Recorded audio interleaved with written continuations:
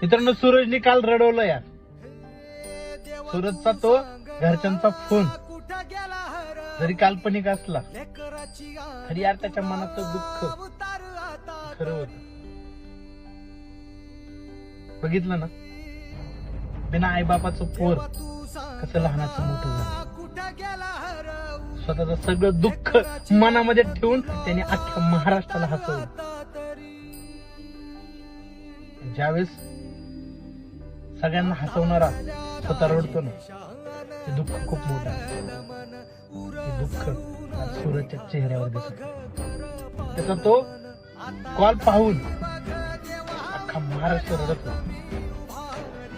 प्रत्येकाला समजलं की सूरजच्या मनामधलं दुःख. मला आत्ता कस तरी होते, कारण तो सूरजचा तो कॉल ज्यावेळेस मी स्वतः पाहत होतो